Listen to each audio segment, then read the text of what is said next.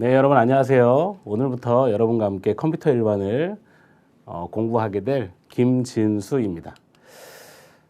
자, 공무원 시험은 진수생과 함께 단번에 합격할 수 있습니다. 그래서 오늘은 첫 시간으로 일단 우리가 어떻게 공부할지 그리고 어떤 내용을 공부할지 이걸 먼저 나눠 보고 그 다음에 공부를 같이 진행하도록 하겠습니다.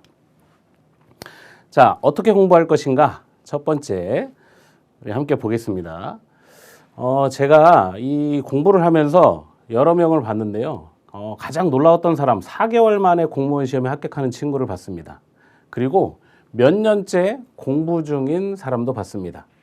자, 이 두 사람의 가장 큰 차이, 어떤 차이가 있었냐면, 자, 얼마나 치열하게 공부하는가가 저 두 사람의 가장 큰 차이였습니다. 자, 4개월 만에 공부했던 친구는 아침에 집을 나갈 때 도시락을 3개를 싸들고 나갑니다. 그리고 저녁 밤 10시, 12시에 집에 들어와요. 그래서 그 친구는 하루 종일 공부하고 집에 와서 잠만 잡니다.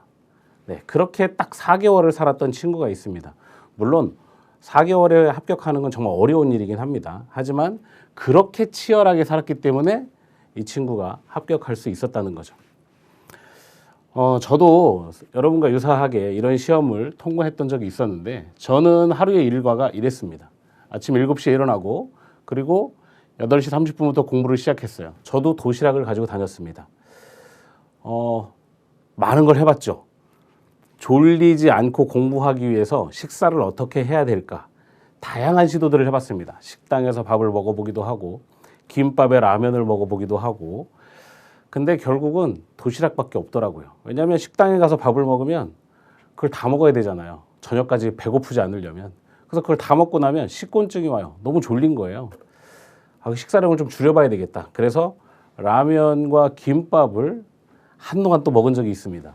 한 일주일쯤 지나니까 눈이 잘 안 보여요. 눈이 침침합니다. 영양실조가 오고 있는 거죠. 영양이 부족하니까. 네. 그래서 결국은 도시락을 가지고 다녔습니다. 자, 도시락을 가지고 다녔는데 도시락을 하나만 가지고 다녔어요. 우리가 하루 3끼를 먹잖아요. 근데 아침은 집에서 먹고 갔고 그럼 도시락을 이렇게 가지고 가서 얘를 자릅니다. 잘라요. 자, 도시락을 잘라서 먹은 이유도 2가지예요. 첫 번째는 배부르면 안 돼. 이런 이유로 조금씩 먹었습니다. 이렇게 한 타임, 2타임, 또 배고프면 한 번 이렇게 먹었습니다. 그리고 소화가 잘 됩니다. 배부르지 않게. 늘 배부르지 않은 상태를 처음엔 유지하고 그러면서 공부를 했습니다. 시간이 좀 더 지나니까 배부르지 않은 것도 좀 부족하다. 야, 배고프지 않게 밥 먹자. 이래서 3분의 2씩 잘라서 먹었고 식사하는 시간이 너무 아까웠어요. 그래서 밥 먹는 시간을 줄여보자. 그래서 밥 먹는 시간은 10분. 네. 이 10분이라는 건 우리가 뭐 식당 가서 딱 10분 동안 밥 먹었어 이 얘기가 아니고요. 밥 먹어야 되겠다. 그리고 갔어요. 딱 10분만 먹고 10분 후에 자리로 돌아왔습니다. 자, 그렇게 하려니까 밥을 조금씩 먹어야 되겠더라고요. 이렇게 조금씩 먹었더니 공부하는 시간 동안 전혀 졸리지 않습니다. 집중이 잘 됩니다. 물론 배가 살짝 고프면 그때 간식을 하나 먹었습니다. 자, 이렇게 해서 공부를 했던 기억이 있습니다. 그리고 식사 시간 10분이라고 그랬죠. 그 다음에 저녁 7시 30분까지 공부를 했고요. 귀가합니다. 그리고 9시부터 12시까지 다시 공부를 했어요. 그리고 12시 땡 하면 그냥 잡니다. 그리고 다시 7시에 일어났습니다. 자, 이 과정을 1년 동안 반복했어요. 자, 누구보다 치열하게 살고 싶었습니다. 누구보다 치열하게 하자. 나보다 열심히 하는 사람이 있으면 안 돼. 이런 생각으로 1년 동안 공부했더니 되더라고요. 자, 우리가 이 시험을 오래 끌고 가면 안 됩니다. 오래 끌고 가면 안 돼요. 그게 무슨 얘기냐면 내가 이 시험을 공부하면서 올해는 테스트로 보고 내년에 본격적으로 해야 되겠다.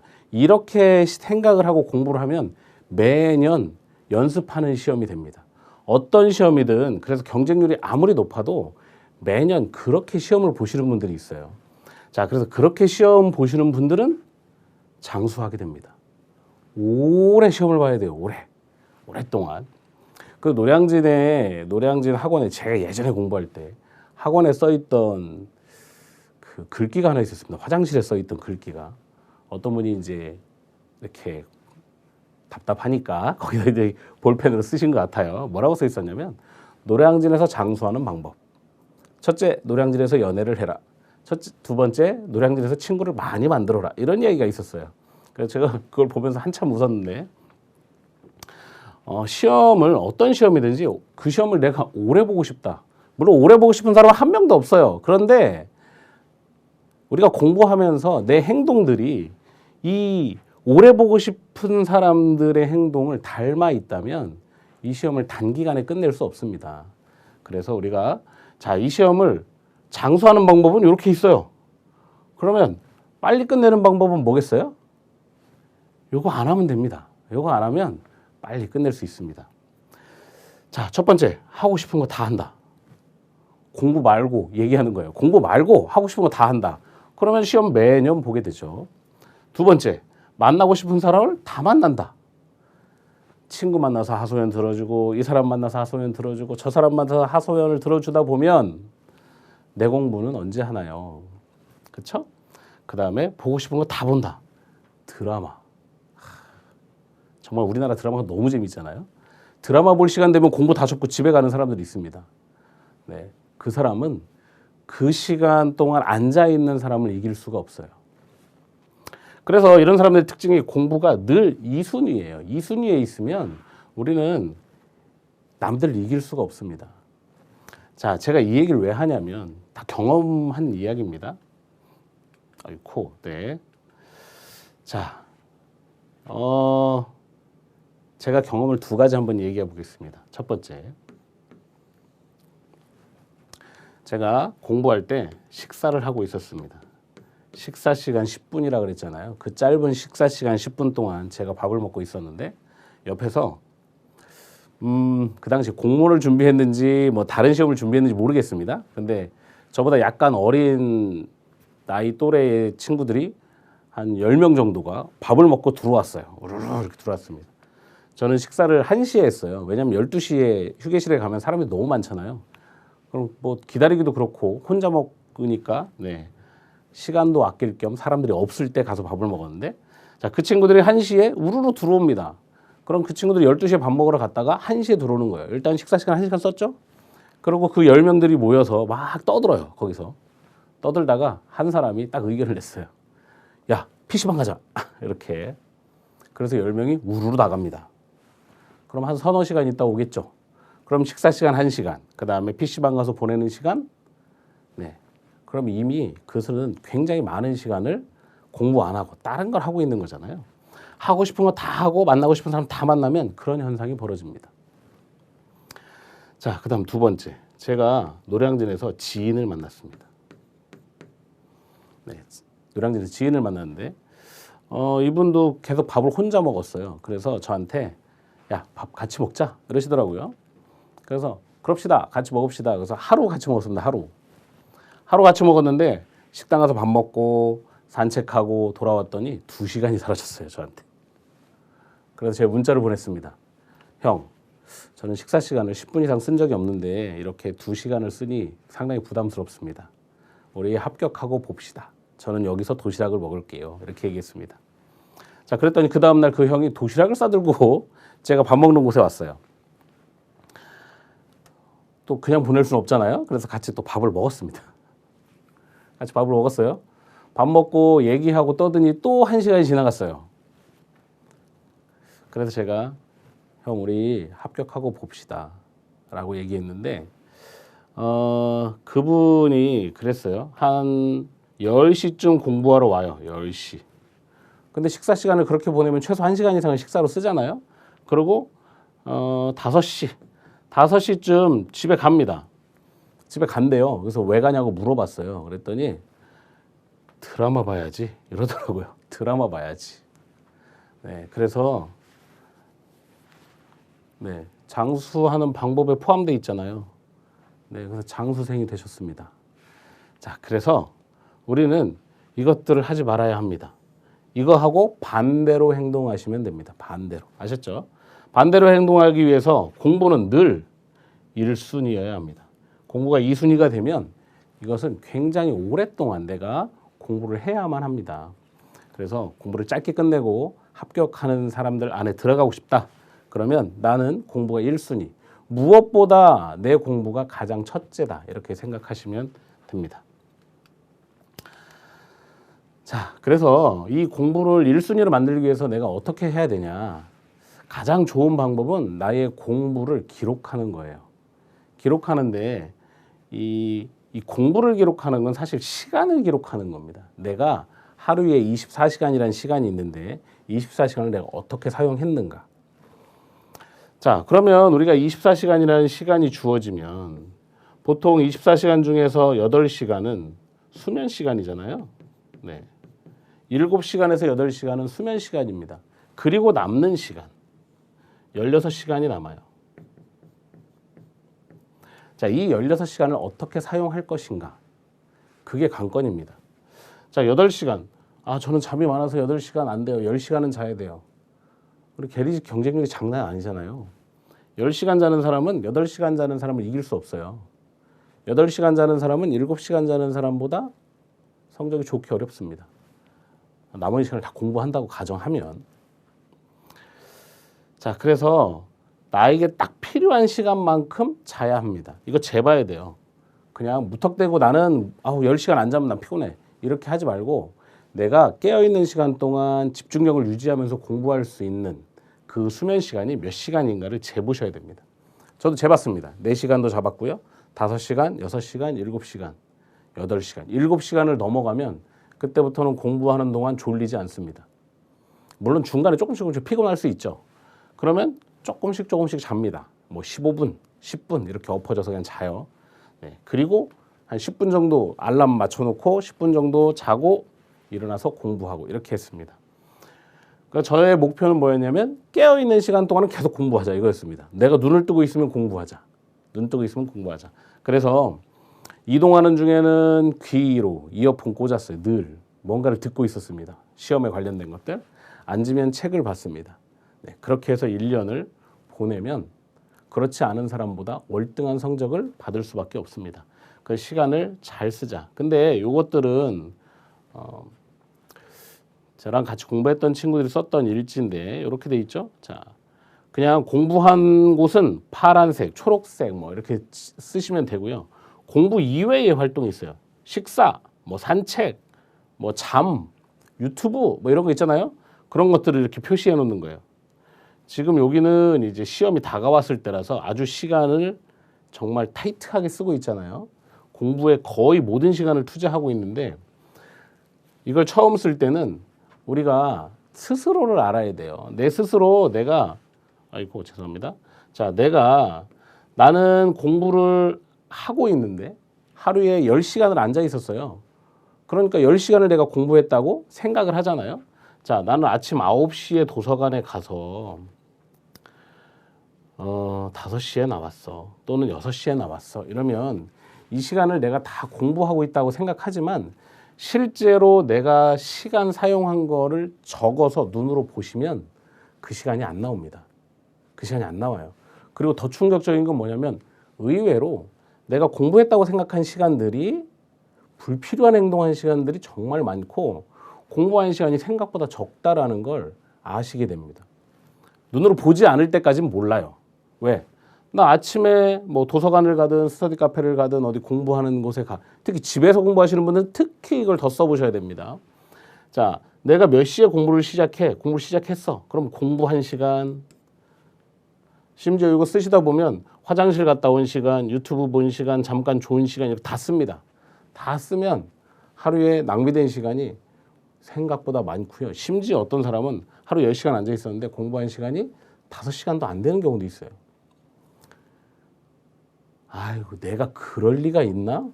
네, 그럴 리가 있습니다. 그럴 리가 있어요. 왜 이런 걸 많은 사람들이 이걸 쓰면서 공부하겠습니까?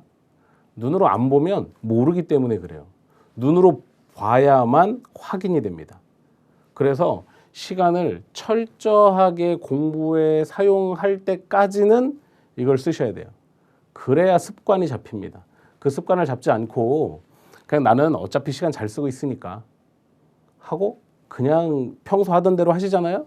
그러면 자, 특히 집에서 하시는 분들 특히 더 그렇고요. 휴대폰을 잠가 놓거나 어디 사물함에 넣어놓지 않고 내 옆에 놓으시는 분들도 심각합니다. 그래서 실제로 시간을 써보면 자, 선생님들 여러분들 한번 보세요. 나 9시에 공부를 시작했어. 자, 공부합니다. 처음에. 근데 가자마자 공부가 되나요? 안 되잖아요. 자, 정리. 뭘 정리하는지 모르겠지만 네, 책상 정리하고 닦고 뭐 하고 휴대폰 한번 보고 내가 공부하는 동안 연락이 안 오겠지? 다 이렇게 네, 그리고 9시 30분부터 공부를 시작해요. 자, 이렇게 공부를 막 이렇게 했으면 좋겠지만 이 정도까지 못 가잖아요. 그죠? 이 정도까지 못 가고 가다가 어딘가에서 멈춥니다. 네. 갑자기 멈춰요. 카톡 왔네? 그래서 카톡 와서 카톡을 보면서 또 친구랑 잠깐 수다 떨다가 다시 공부를 하다가 휴대폰 본 김에 유튜브도 좀 볼까? 이러면서 네. 이게 우리의 현실입니다. 실제로. 그래서 이렇게 이거를 딱 3일만 적어보시면 돼요. 3일만. 3일만 적어보시면 아, 내가 진짜 공부를 심각하게 하고 있구나. 이런 것들이 판단이 되실 거예요. 그 판단이 되면 그때부터 바꾸시면 됩니다. 공부를 바꾸시면 돼요. 자, 그래서 이거는 자, 습관이 만들어질 때까지. 자, 습관이 만들어질 때까지는 반드시 작성을 하셔야 합니다. 저는 요거는 최소 한 달은 쓰시라 그래요. 한 달. 근데 쓰고 끝나면 안 됩니다. 쓰고 끝나면 안 되고 쓰시고 매일 보셔야 돼요. 그날 저녁에. 여기는 사실 기상 시간도 있고 취침 시간도 있어요. 몇 시에 일어났고 몇 시에 잤고. 그럼 내가 깨어있는 시간이 얼마인지 계산이 되죠. 그중에서 얼만큼을 공부했고 그래서 내가 하루 공부 시간이 얼마냐. 이걸 다 계산해 보셔야 합니다. 계산하지 않고 그냥 하면 그냥 느낌인 거예요. 열심히 하는 느낌인 건데 그 느낌이 실제로 나의 공부를 책임져 주지 않습니다. 확실하게 나를 알아야 돼요. 나는 어떤 사람인가? 내가 앉아있는 동안 계속 공부에 집중하고 있는 사람인가? 아니면 앉아서 사용하는 시간 중에 절반이 휴대폰을 보고 있는 사람인가? 아니면 강의를 들으려고 패드를 켰는데 그 패드로 유튜브를 보고 있는 사람인가는 써보셔야 합니다. 그리고 쓰면서 솔직하게 쓰셔야 돼요. 솔직하게 안 쓰고 이런 거 있잖아요. 12시부터 밥 먹었어요. 이렇게 1시까지. 그리고 와서 유튜브를 봤어요. 유튜브를 보다가 30분이 되기 전부터 공부를 시작했어요. 그러면 여기를 다 공부 이렇게 칠하면 안 된다는 얘기예요. 내가 사용한 시간은 그대로 다 표시를 해보셔야 돼요. 자, 그렇게 해보시면 내가 하루 중에서 얼만큼을 공부했는지 계산이 됩니다. 물론 시계를 켜놓고 하시는 분들도 있죠. 타이머를 켜놓고 하시는 분들도 있고 그 다음에 타임랩스 그래서 휴대폰을 아싸리 사용하지 않게 하루 종일 나의 공부를 동영상으로 찍는 거예요. 그렇게 하는 사람들도 있습니다. 자, 이렇게 해서 내가 공부 시간을 확보하면 자, 어떤 사람은 하루에 6시간 공부하는 사람도 있고요. 어떤 사람은 8시간 공부하는 사람도 있고 10시간도 있고 12시간도 있습니다. 자, 그런데 이거를 우리가 시간차를 한번 보세요. 10시간으로 한번 보겠습니다. 10시간. 자, 10시간하고 6시간 공부하는 사람 4시간 차이잖아요. 4시간 뭐.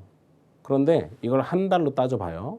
한 달로 따지면 우리가 주말 하루만 쉰다고 가정했을 때 그러면 한 달 30일 중에서 26일을 공부하잖아요. 그러면 4시간 하고 26일이 돼요. 그렇죠? 그러면 벌써 100시간이 넘습니다. 그렇죠? 자, 이 104시간의 차이가 나잖아요. 104시간 차이인데 6시간 공부하는 사람 입장에서 104시간이라고 하는 건 굉장히 많은 시간이에요. 그렇죠? 열흘이 넘잖아요. 거의 20일 가까이 되는 시간이에요. 6시간 공부하는 사람 입장에서 이거는 한 15일이죠. 15일, 16일 되겠네요. 16일. 그렇죠? 그러면 이 10시간 공부하는 사람은 6시간 공부하는 사람보다 한 달에 16일을 더 공부하는 거예요. 한 달에 16일을 더. 그러면 1년을 공부했다고 생각해 보세요.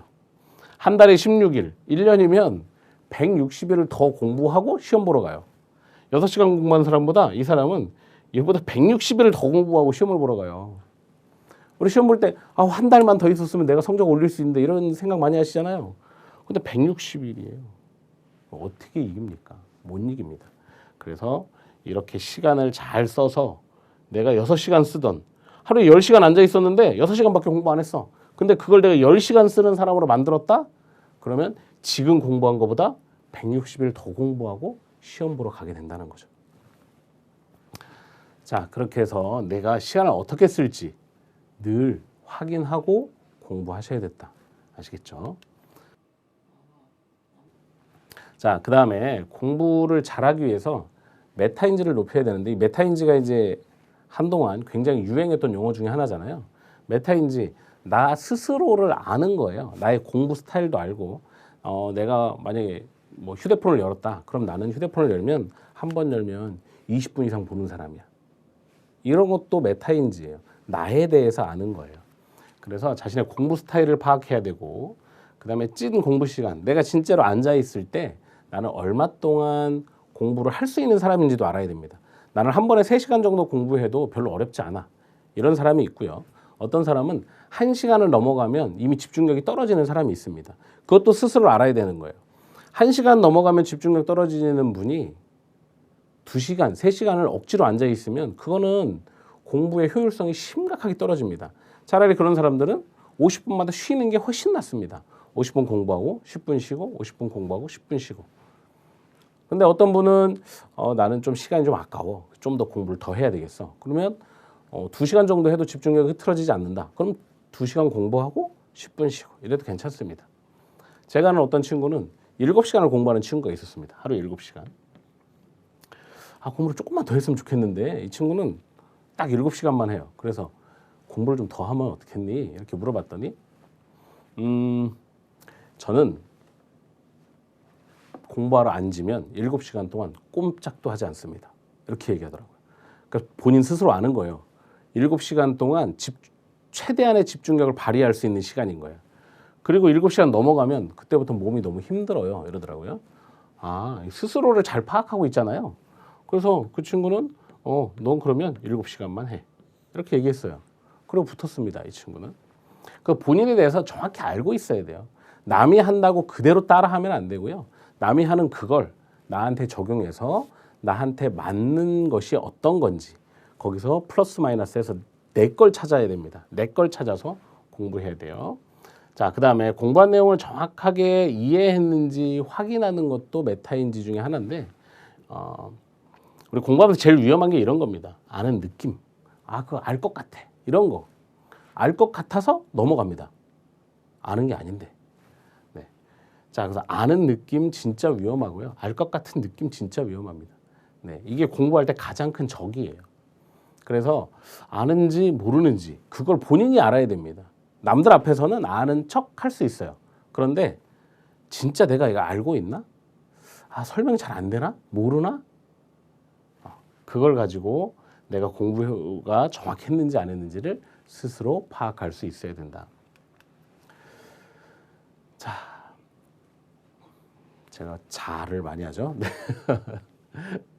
자, 합격자가 다져놓은 길로 가자. 이건 무슨 얘기냐면 모든 공부는 방법이 있어요. 그렇죠? 모든 공부는 방법이 있는데 자, 우리가 등산할 때 등산로에서 정상까지 올라가나요? 아니면 저기 옆에 아무도 가보지 않은 길을 막 개척하면서 정상에 올라가나요? 등산로를 통해서 올라가죠. 네, 공부는 다 방법이 있습니다. 그 방법이 뭐냐면 합격 수기예요. 합격한 사람들은 어떻게 공부했는지. 이게 합격한 사람들도 다 지금 내가 고민하고 있는 것들을 고민하면서 거기까지 갔고 그 사람들도 다른 사람들의 합격 수기를 가지고 해봤더니 진짜로 그렇게 되더라. 그러니까 자기만의 방법을 또 찾는 거잖아요. 자, 그래서 우리는 공부를 그냥 하시면 안 됩니다. 무작정 하시면 안 돼요. 그러면 시행착오를 너무 많이 겪게 됩니다. 그래서 합격한 사람들은 어떻게 공부했지? 이거를 먼저 분석하는 게 정말 중요합니다. 공부 방법 찾아보는 거 중요하고요.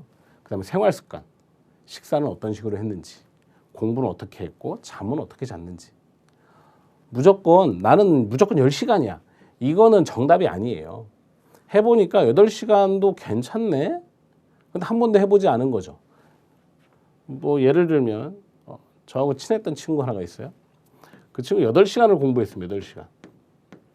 어떤 때는 7시간 공부하고요. 어떤 때는 8시간을 공부했어요. 그래서 제가 야, 공부를 10시간 정도 하면 어떻겠니? 그랬더니 저는 10시간 하면 어쩌고 저쩌고라고 말하지 않았고요. 10시간 하면 저 쓰러질걸요? 이렇게 얘기하더라고요. 그래서 아니야, 사람이 그렇게 약하지 않아. 한번 10시간 한번 해볼래? 그랬더니 이 친구가 10시간을 시작했어요.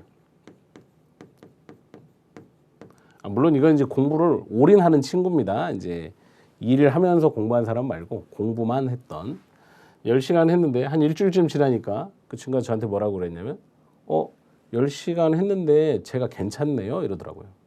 한 번도 해보지 않은 거예요. 한 번도 해보지 않아서 그냥 10시간 하면 나 정말 힘들 것 같아 이런 느낌만 있었던 거죠. 근데 해보니까 괜찮대요.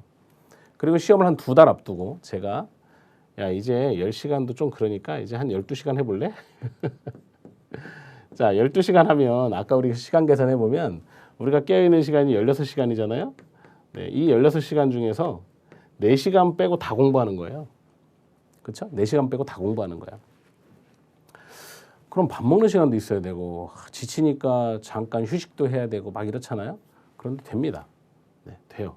근데 이 친구가 12시간 얘기했을 때도 여기하고 10시간 하라고 했을 때하고 약간 비슷한 반응이었어요.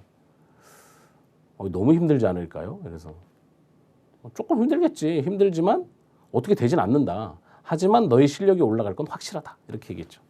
그래서 12시간을 했는데 12시간 하면서 이 친구가 저한테 한 얘기가 뭐였냐면 제가 왜 진작에 이렇게 하지 않았을까요? 이런 얘기를 했습니다. 왜? 해보니까 괜찮거든요. 12시간 하고 4시간 쉬면 되고 8시간 자면 되고 괜찮거든요. 그리고 그 해에 붙었어요. 자, 그래서 내가 할 수 있는 가장 최선의 것을 뽑아내야 됩니다. 최선. 진짜 나의 최선이라고 하는 건 다른 그 누구보다 내가 열심히 할 수 있어야 해요. 사람 다 할 수 있어요. 다 할 수 있는데 안 해보는 것뿐입니다. 안 하는 것뿐이에요. 그래서 자, 합격 수기를 통해서 내가 지금까지 안 해왔던 것들을 시도해 볼 필요가 있습니다. 야, 진짜 합격한 사람이 이렇게까지 했다고? 그런 사람이 합격해요. 그런 사람. 이렇게까지 했다고 그게 내 스토리가 돼야 합니다. 그럼 다음에 합격하고 나서 여러분 이렇게 말씀할 수 있어야 돼요. 나 공부하느라고 이렇게까지 해봤어. 이 얘기가 있으면 합격합니다. 아시겠죠? 자, 그럼 우리 이제 고득점. 우리의 시험은 일단 속도 싸움이에요. 속도 빠르게 문제를 풀어야 되고 빠르게 풀면서 정확하게 풀어야 되잖아요. 그래서 정확하게 풀기 위해서 일단 속도의 문제는요. 속도의 문제는 인출의 문제입니다. 자, 내가 공부를 했고 정확하게 이해했는데 얘를 다시 내 머리에서 끌어내서 이 문제를 설명하는데 5분씩 걸린다. 그러면 그 사람은 모든 것을 다 알고 있어도 시험에서 떨어져요. 그쵸? 아니 20문제 다 풀어야 되는 시간에 나는 5개 풀었어. 당연히 떨어지잖아요. 자, 그래서 인출을 빠르게 하기 위해서는 내가 이해한 것을 설명할 수 있어야 돼요. 설명. 이 설명을 자주 하면 자주 할수록 인출이 빨라집니다. 내 머리에서 필요한 관련 지식들이 관련 개념들이 빨리빨리 끄집어 나옵니다. 자, 그래서 이런 설명을 하기 위해서 우리 책들은 다 그림들이 많아요. 그 그림을 내가 그림만 봤을 때 다 쭉 설명하는 연습들. 이렇게 하시면 내가 이해한 거예요. 그리고 이해하고 설명했어. 한 번으로 끝나시면 절대로 안 됩니다. 어떻게 돼요? 완벽하게 암기해야 돼요. 이거는 그냥 내가 모르는 걸 외워라가 아니에요. 이해한 걸 설명했죠? 그럼 이 설명이 언제든지 나올 수 있도록 암기해야 된다. 연습을 많이 하라는 얘기입니다. 연습을 많이 해야 돼요. 자, 하버드생 전부가 외우고 있는 10가지 명언. 뭐 사실인지 모르겠습니다. 그런데 자, 기대는 나를 쉽게 망치게 한다. 이거는 내 노력하지 않으면서 기대하면 그렇게 된다는 얘기고요. 이 중에 뭐가 있냐면 3번 보시면 자, 남에게 설명할 수 없는 것은 모르는 거다라는 게 있어요. 남에게 설명할 수 없으면 모르는 거야. 아, 나 아는 것 같아. 근데 설명이 안 돼. 모르는 거죠. 모르는 겁니다. 야, 서울 가는 방법 알려줘. 아는데 나 아는데 설명하기 좀 애매한데? 모르는 거예요. 자, 그래서 내가 설명이 안 된다? 모르는 거예요. 그럼 그 부분을 다시 보시면 됩니다. 늘 설명하는 습관, 좀 어려운 것들 아니면 내가 명확하지 않은 개념들은 설명하는 습관을 반드시 가져라. 습관이 중요합니다. 그래서 자, 설명하는 습관이 익숙해져야 돼요. 그냥 내가 공부했다? 당연히 한번 설명해 보는 거죠. 여기 옆에 있는 친구에게 설명해 보는 거예요. 예전에 어떤 합격했던 친구가 그런 얘기를 했습니다. 자기 여자친구가 1년 동안 자기의 설명을 들어줬대요. 데이트하려고 만나면 아까 만나지 말라 그랬잖아요. 근데 만날 수밖에 없었어요. 만나면 뭐 하냐면 설명하는 거야. 야, 내가 이번 주 무슨 공부했냐면 그러면 본인이 공부한 걸 여자친구에 설명하는 거예요. 그리고 합격했는데 제가 질문이 뭐였냐면 안 헤어졌습니까? 이렇게 물어봤습니다. 그 설명을 들으면서 견뎌준 여자친구 대단하죠. 근데 모르는 사람, 이 지금 내가 공부하고 있는 이 개념을 모르는 사람한테 내가 설명을 하고 있다? 얼마나 쉽게 설명해야 될까요? 얼마나 쉽게 설명할 수 있으려면, 정말 쉽게 설명할 수 있으려면 내가 완벽하게 이해를 해야 되는 거예요. 설명하면서 본인이 알아요. 아, 내가 이해를 못하고 있구나. 왜냐하면 설명하다 보면 이해가 안 된 부분은 설명이 안 됩니다. 엉뚱한 소리 하고 있는 거죠. 본인도 엉뚱한 소리 해. 아, 내가 이해를 못하고 있구나. 이렇게 생각하시면 됩니다. 자, 그 다음에 이해하고 설명이 가능해? 그러면 그걸로 기출문제를 풀어보는 거예요. 선생님들 기출문제를 많이 풀어보시겠지만 선생님 저는 기출문제 너무 많이 풀어봐서 이제 기출문제만 보면 답이 막 보여요. 그거는 기출문제 풀이가 아니에요. 자, 기출문제 풀이에서 중요한 건 자, 정답을 찾는 것도 물론 중요하죠. 근데 정답 찾는 거 중요하지만 우리는 알잖아요. 그 문제가 또다시 안 나와요. 똑같은 문제는 안 나옵니다. 똑같은 문제가 안 나오면 똑같은 문제는 안 나오지만 내가 이 영역을 정확하게 다 이해했다라고 하는 건 뭘로 판단할 수 있냐면 오답 선택지가 왜 오답인지를 설명할 수 있어야 돼요. 정답은 너무 많이 풀어서 이제 정답을 다 알아. 그건 하나도 안 중요합니다. 왜? 그 문제는 안 나와요. 그런데 오답 선택지가 정답으로 나올 수 있습니다. 문제가 밖에서 나오면. 그랬을 때 내가 이 개념을 정확히 알고 있나? 그래서 오답 선택지를 왜 얘가 오답인지를 찾아서 설명할 수 있어야 돼요. 그러면 그 영역을 다 이해하고 있는 거겠죠. 그렇죠? 그래서 그렇게 기출문제를 풀어보는 거죠. 그래서 이해했다, 기출문제를 푼다. 기출문제 풀고 나면 뭘 해야 된다? 오답 선택지가 왜 오답인지를 설명할 수 있어야 한다. 여기까지 가면 그 문제는 완벽하게 이해한 거예요. 그 문제를 완벽하게 이해했다는 얘기는 그 영역의 이론을 내가 정확하게 이해했다는 얘기죠. 그러면 까먹지 않도록 뭐 해라? 암기해라. 문제를 암기하라는 게 아니에요. 그 관련 내용을 정확하게 암기해라. 그 내용입니다. 자, 우리 컴퓨터 일반은 이제 13문제예요. 18문제였는데 줄었죠. 13문제. 그리고 정말 어려운 자료구조 알고리즘하고 프로그래밍 언어론이 빠졌습니다. 자, 그래서 컴퓨터 일반의 이제 시스템 관리, 인터넷 활용인데 이쪽은 이제 OS 운영 체제와 관련된 내용이 나옵니다. 그다음에 컴퓨터 구조는 우리가 그냥 집에 있는 데스크탑 이게 컴퓨터라고 생각하지만 실제로는 어떤 데이터를 처리해서 결과물을 만들어내는 것. 이걸 우리가 컴퓨터라고 부르잖아요. 그래서 그런 컴퓨터는 하드웨어와 소프트웨어로 구성되어 있고 소프트웨어가 어떤 연산을 통해서 하드웨어를 동작시켜서 결과를 만들어내죠. 네. 걔들이 어떤 원리로 움직이냐 그걸 설명하고 있는 내용이고요. 그 다음에 지금 이제 인공지능이 굉장히 많이 이렇게 일반인들도 인공지능 뭐 챗GPT 이렇게 하지만 자, 그 인공지능은 데이터를 처리하는 거예요. 굉장히 많은 데이터에서 우리가 원하는 결과물을 뽑아주는 거죠. 그랬을 때 그 데이터 어떻게 처리되지? 데이터베이스. 그 다음에 소프트웨어를 만들었어. 어떻게 만들고 어떻게 유지보수할 거야? 그래서 소프트웨어 공학. 그 다음에 스프레드시트라고 하는 엑셀은 정말 많이 사용합니다. 그죠? 그 다음에 정보 보안, 네트워크 이렇게 해서 13문제가 출제가 되죠. 13문제가 출제되는데 오래 생각하고 문제를 오래 붙잡고 풀면 안 되잖아요.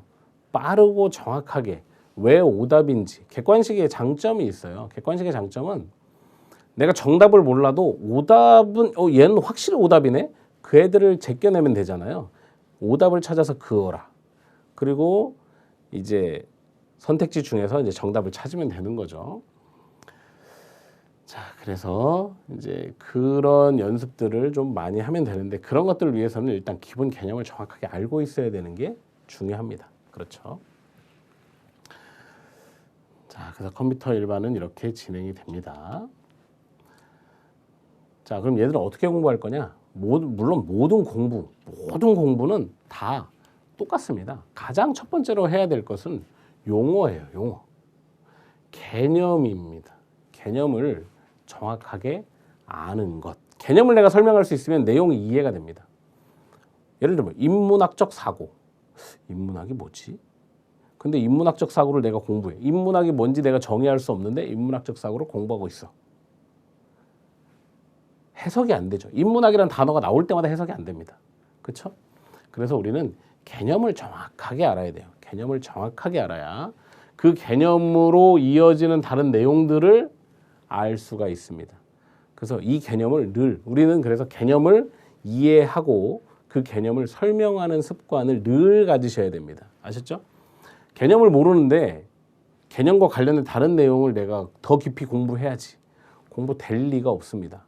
그래서 자, 지금까지 공부가 너무 어려우셨다면 그분들은 자, 제 방법을 알려드리는 거예요. 개념. 그러면 김진수가 말하는 게 맞나? 틀린가? 궁금하시면 개념을 하나 써보세요. 개념을 하나 써놓으시고 그걸 설명해 보세요. 설명. 컴퓨터 구조를 공부하셨으면 OP 코드. 이거 뭔지 설명이 되시나요? 자, 이런 개념들을 이해하고 계셔야 됩니다. 이해하고 계셔야 얘가 어떻게 동작하는지 원리를 알게 되죠. 그렇죠? 자, 그래서 개념을 정확하게 공부해라. 이게 첫 번째입니다. 예를 들면 캐시. 캐시가 뭐지? 캐시 왜 쓰지? 어디에 있는 거지? 주소를 어떻게 처리하지? 네. 하나하나. 자, 그렇게 해서 개념만 정확하게 이해해도요, 공부의 절반은 통과합니다. 왜냐하면 개념이 정확해지면 읽고 있는 내용이 이해가 되거든요. 내용이 이해가 되면 당연히 전체 내용을 이해할 수 있겠죠. 자, 그리고 이렇게 내가 개념과 원리가 정확하게 이해되잖아요. 그러면 그걸 가지고 기출을 풀어요. 다양한 문제들을 접해보면 개념을 이제 완전히 구체적으로 이해하게 됩니다. 뭐 구조화한다 이런 얘기를 쓰는데, 네, 우리 머리에서 그림으로 그려져요. 우리의 모든 기억은 이미지로 들어간다는 말 들어보셨죠? 사람의 머릿속에 있는 모든 기억은 이미지로 들어갑니다. 이미지로. 그래서 이 개념은 이 기출문제들을 통해서 명확하게 정리가 된다? 그러면 머리에 구조화돼요. 구조화. 뭐 캐시 이러면 우리는 딱 이렇게 떠올리잖아요. 이렇게 주소가 이렇게 나눠져 가지고 워드, 블럭, 태그. 그죠? 그림으로 머릿속에 싹 들어가줘야 된다는 거. 자, 그다음에 공부에 있어서 하루도 공부 안 하는 날이 있으면 안 된다. 아셨죠? 강의는 최소 2개, 하루에 2개, 최대 4개, 뭐 5개까지 소화가 되면 보셔도 괜찮습니다. 자, 공부를 전혀 안 하고 강의부터 듣겠다 이러면 조금 어려울 수 있습니다. 책을 먼저 한번 예습하듯이 한 번만 읽어본 다음에 강의를 들으면서 보고 끝나면 한 번 더 보고 이렇게 하시면 훨씬 이해도가 빨라질 수 있습니다. 아셨죠? 물론 이제 공부 안 하는 날을 둘 수 있죠. 어떤 분은 일주일에 하루를 비운다. 어떤 분은 주말은 안 한다. 이렇게 생각하시고 공부하시는 분도 있는데 아까 얘기했던 시간의 개념에서 보신다면 굉장히 손해라는 것을 알 수 있을 거예요. 그래서 제가 추천하는 건 일일 하루 쉬는 거예요. 하루 휴식인데 언제? 일주일에서 일주일 중 하루 휴식인데 이 하루도 통으로 다 쉬지 말고요. 통으로 다 쉬지 말고. 자, 우리가 이렇게 공부 시간을 보면 오전, 오후, 저녁.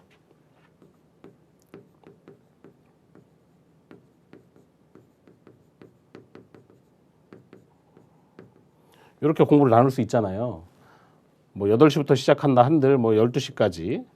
네. 그다음에 오후는 한 4시에서 5시까지. 저녁은 7시까지, 밤은 12시까지. 이렇게 나눌 수 있죠? 네. 이렇게 나눠 놓고 하루 휴식을 한다고 하면 이 중에서 한 텀 정도는 공부하고 쉬어라. 저는 이렇게 이야기합니다. 나는 휴식 날은 오전만 공부해. 괜찮아요. 어떤 사람은 나는 밤에 공부해 이럴 수 있죠. 근데 휴식인데 뭐 휴식이니까 뭐 친구들 만나기도 하고 놀기도 하고 막 이럴 거 아니에요. 근데 쫙 놀고 저녁에 공부한다, 밤에 공부한다, 쉬운 것 같지는 않습니다. 그죠? 그러니까 오전에 공부하고 다 쉰다 이렇게 하시는 건 괜찮을 것 같아요. 물론 이거 개인의 본인에게 맞춰서 하는 거니까요. 나에게 어떤 스타일이 맞는지를 보시고 거기에 맞춰서 공부하시면 좋겠습니다. 자, 그리고 이제 모든 공부가 끝나면 그날 공부한 것을 한번 훑어본다. 이거는 어떤 내용이냐면 사람의 암기력, 사람의 기억이라고 하는 건 자, 한번 쭉 보고 책을 덮고 그 다음날 보잖아요. 그러면 어제 안 본 느낌이에요. 어제 안 본 느낌. 자, 그래서 그걸 기억에 남기는 가장 좋은 방법은 자주 보는 겁니다. 자주 보는 거. 그런데 공부한 걸 마무리할 때 한 번 더 보잖아요. 그럼 그 다음날 한 70% 이상은 기억납니다. 어제 이거 봤지. 디테일하게 들어있는 것을 놓칠 수는 있지만 어떤 걸 봤고 큰 틀에서 어떤 내용인지는 기억이 나요. 그런데 이것조차 안 하잖아요. 얘를 안 하면 기억이 안 납니다. 안 나요. 어제 이거 했나? 이런 생각이 들 정도예요. 그러니까 그렇게 하지 마시고 공부가 끝났다. 그러면 이거는 한 30분에서 1시간. 네, 30분에서 1시간 정도를 그날 공부한 걸 다 훑어보는 거예요. 그러면서 되뇌이는 거죠. 이거 있었지. 그랬지. 맞아. 이랬어. 그래서 그걸 쫙 되뇌어서 보시면 그 다음날 책을 딱 폈을 때 어제 이거 봤지. 이게 딱 기억이 됩니다. 그렇게 해서 머리에 새겨 넣어야 합니다. 새겨 넣어야 돼요. 어떤 분이 나이 먹고 공부하니까 정말 힘들어요. 잘 안 외워져요. 이런 얘기를 많이 하더라고요. 그러니까 또 옆에 있던 분이 우리 머리는 모래머리인가 봐요. 돌머리도 아니고 모래머리가 뭐예요? 그랬더니 바람만 불어도 사라져요. 이런 얘기를. 네. 그런데 그것도 자주 보면 해결됩니다. 자주 보면. 저희 장모님이 나이가 좀 많으신데 지금도 공부를 하십니다. 지금도 공부를 하세요. 지금은 서울의 모 대학교 사이버 대학에 입학을 하셔가지고 영어 공부를 하고 계신데 거기에 어떤 분이 이런 글을 게시판에 그분들이 이제 나이 많으셔서 이제 공부를 하시는 분인데 내 나이가 58세라 이 과정을 따라가기가 너무 힘드네요. 이렇게 썼어요. 저희 장모님과 댓글을 다셨습니다. 나는 58년생일세 이렇게. 네. 그래서 저희 장모님한테 물어봤어요. 아니 어머니 한국사 1급은 어떻게 따셨어요? 그랬더니 나 젊을 때 했으면 정말 기억이 잘 될 텐데 자꾸 까먹어서 자꾸 까먹으니까 자꾸 잊어버리잖아요. 어떻게 하셨어요? 그랬더니 한 번 더 보면 돼. 2번 더 보면 돼. 이렇게 말씀하시더라고요. 까먹었네. 한 번 더 보면 돼. 이렇게 말씀하셨어요. 자, 그래서 자주 보면 해결됩니다. 자주 보면 나이를 탓하는 건 핑계일 뿐이에요. 나이는 핑계고요. 기억이 안 나? 한 번 더 보면 돼요. 안 보니까 그렇습니다. 안 보니까. 한 번만 쭉 훑고 지나간 다음에 내가 다 기억이 날 거다. 세상에 그런 공부는 없어요. 세상에 그런 공부는 없습니다. 그러니까 한 번에 끝내려고 하지 마시고 반복한다. 계속 반복한다. 이렇게 생각하시면 이 기억된 것들이 잘 나옵니다. 반복할수록 잘 나와요. 반복할수록 잘 나온다는 얘기는 인출이 빠르면 문제 푸는 속도가 빨라지죠. 그래서 훨씬 잘 하실 수 있다. 아시겠죠? 자, 우리는 일단 이 컴퓨터 일반이라고 하는 게 컴퓨터를 공부 안 해보셨던 분들에게는 굉장히 생소한 용어들이 많아요. 그래서 이걸 용어를 외우는 것조차도 사실은 좀 어렵습니다. 그렇죠? 그래서 일단 기초 이론을 먼저 할 거예요. 입문 과정이죠. 입문. 기초 이론을 먼저 하고 그 다음에 기본 이론서를 가지고 이 이론 공부를 진행합니다. 그 다음에 기출문제를 풀어볼 건데 이 기출문제는 아까 말씀드린 것처럼 그냥 얘는 문제 쭉 읽고 답이 3번이죠. 얘가 왜 3번이 답이냐면요. 이게 아니에요. 얘 다른 애들이 왜 오답인지. 자, 그럼 이 기출문제를 공부하실 때는 어떻게 하셔야 되겠어요? 얘가 오답인 이유를 적어보셔야 됩니다. 얘가 오답인 이유를 찾아보셔야 돼요. 오답인 이유를 내가 설명할 수 있어야 그 문제가 넘어가지는 겁니다. 그리고 이제 모의고사를 통한 모의고사와 다양한 문제풀이를 통해서 우리가 개념 정리를 하고 시험을 볼 수 있는 이런 과정을 진행해 보도록 하겠습니다. 자, 한 번에 합격하는 공부를 하셔야 됩니다. 한 번에 합격하는 공부를 하겠다고 다짐을 하셔야 돼요. 아, 올해는 그렇고 내년에 봐야 되겠네. 아, 올해는 경쟁률이 높으니까 내년에 봐야 되겠네. 모든 시험에서요. 경쟁률이 높고 낮고 안 중요합니다. 왜냐하면 합격하는 사람들은 다 잘해요. 원래. 합격하는 사람들은 잘합니다. 밑에는 허수들도 있어요.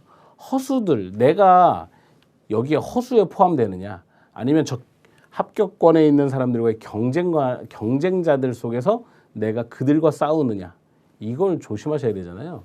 내가 허수에 있나? 그럼 공부를 정말 더 많이 하셔야 되죠. 아까 5시간, 6시간 하면서 경쟁자까지 올라가기 위해선 정말 집중력을 엄청 쏟아부으셔야 됩니다. 집중력을 쏟아붓지 않고 아, 오늘 또 공부했어. 이것이 이런 만족을 위해서 공부하신다면 매년 그 시험을 보셔야 돼요. 매년. 그런데 나는 매년 보지 않을 거야. 요번에, 이번에, 올해 확실하게 끝낼 거야. 그러면 공부를 확실하게 하셔야 돼요. 제가 한 사람 사례만 들고 마치도록 하겠습니다. 어떤 친구가 저한테 자기의 공부하는 시간을 이렇게 플래너로 아까 보셨던 그 시간 일지를 써서 보냈습니다. 그래서 제가 이 친구가 이 시험을 지금 계속 보고 있구나라는 걸 그걸 딱 일지를 보고 알았어요. 그래서 뭐라고 했냐면 내년에도 이 시험을 보고 후년에도 이 시험을 보고 그 다음에도 이 시험을 보고 싶으면 지금처럼 공부하시면 됩니다. 제가 이렇게 썼습니다. 이 친구가 이제 충격을 받았나 봐요. 그럼 저 어떻게 해야 돼요? 이렇게 물어보더라고요. 그래서 다시 물어봤죠. 올해 공부를 끝내고 싶으십니까? 올해 합격하고 싶으세요? 이렇게 물어봤더니 그렇대요. 자, 그러면 공부 시간을 지금의 2배로 늘리세요. 그랬어요. 사실 좀 무리한 요구였어요. 왜냐하면 일도 하고 있었고요. 아이도 어렸어요. 육아도 해야 됐고. 아침에 일어나면 아이 챙기고 출근했다가 저녁에 퇴근해서 또 아이 챙기고 자고 그럼 공부가 안 되는 거예요. 그런데 시간을 늘리지 않으면 이 과정은 계속 반복될 수밖에 없습니다. 이렇게 얘기했더니 자, 그 친구가 어떻게 했냐. 퇴근, 17시에 퇴근해요. 그러면 10시 아이를 재웁니다. 22시. 그리고 이때부터 공부를 시작해요. 그래서 새벽 2시까지. 남편이 좀 일찍 퇴근하면 남편이 퇴근한 시간부터 새벽 2시까지 공부하고 아침엔 6시에 일어납니다. 새벽 2시에 자고 6시에 일어나요. 많지 않은 것 같아 보이잖아요. 이게 시간이 굉장히 많이 쌓이면 엄청납니다. 근데 이미 공부를 해왔던 사람이잖아요. 플러스 알파로 이거에 되니까. 그리고 주말은 어떻게 했냐. 여기서 주말은 금토를 얘기합니다. 네. 주말은 어떻게 했냐.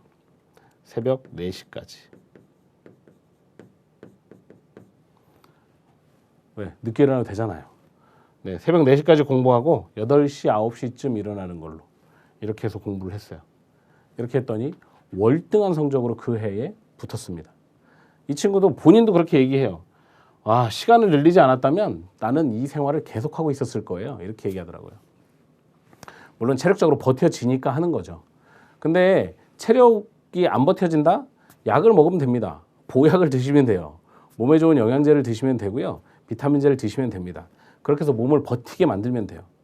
그리고 최대한 내가 집중력을 발휘할 수 있는 수면 시간 말고 나머지 모든 시간은 내가 공부에 집중한다고 생각하시면 반드시 한 번에 합격할 수 있는 공부를 할 수 있습니다. 자, 2번 안 됩니다. 무조건 한 번. 아셨죠? 그래서 한 번에 합격하는 놀라운 기적을 저와 함께 한번 만들어 봤으면 좋겠습니다. 자, OT는 여기서 마치도록 하겠습니다.